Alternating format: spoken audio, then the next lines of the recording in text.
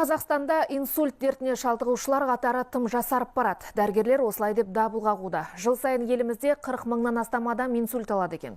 Оның 70%-дан астамы дер кезінде дәрігер көмегіне жүгінбегендіктен мүгедектер арбасына таңылады. Сондай-ақ невропатологтар халықтың бұл ауруға атүсті қарайтынын айтады. Жалпы инсульттің алдын алуға бола ма? Оның нақты жауабын әріптесім Айнұр Қуатқызы біліп қайтты. 34 жастағы Айнұр Алдакенованы да бұл ауру айналып өтпеді. 6 ай бұрын қан қысымы көтеріліп, бір көзі ауыра бастағанымен уақыт өткізіп жүріп алған. Алайда кенет геморрагиялық инсульт алып, дәрігерлер оны дереу Ақтөбеден Астанаға жеткізді. Абырой болғанда халаттылар дер кезінде операция жасап үлгерді. Бостан келмес бұрын, сол қан қысымы көтерілген салдарынан, оң жағымнан сол инсульт болды. Операцияға дейін ылғи басыма ауыратын еді, көзім ісіп, жаңағындай далаға шығуға да тіпті қиындап кетті. Одан кейін кәдімгідей сезіледі, бірден белгілері кәдімгідей жақсарып кетті. Көзім де басым ауырған, ең бастысы көзімен басым ауырғаны ғой.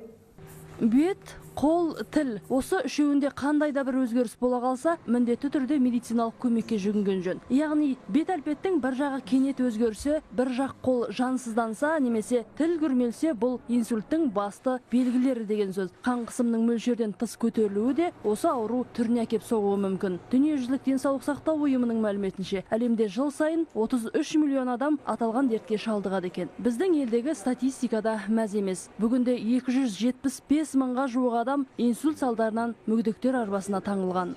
Бірінші симптомдар, жаңа айттық қой біз фаст-тест.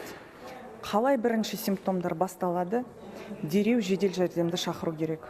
Үйде отырудың қажеті жоқ. Өйткені үйде ешқандай көмек бере алмайды инсульт кезінде. Осы симптомдардың бәрі ол жедел түрде басталады. Мысалы, дәл қазір басталса, терапевтикалық уақыт деген бар. Ол бірінші 4,5 сағат. Бірінші 4,5 сағаттың ішінде ғана біз медициналық көмек көрсете аламыз. Жалпы арақ-шарапқа, темекіге үйірсектік, адамның күйзеліске жиі ұшырауы, қалай болса солай тамақтану, қозғалыстың аздығы, семіздік, қан қысымын өзгеріске ұшыратады. Бұл мидағы қан айналымының бұзылуына әкеп соғуы мүмкін. Сондықтан мамандар мұндай әдеттен ада болу керектігін айтады.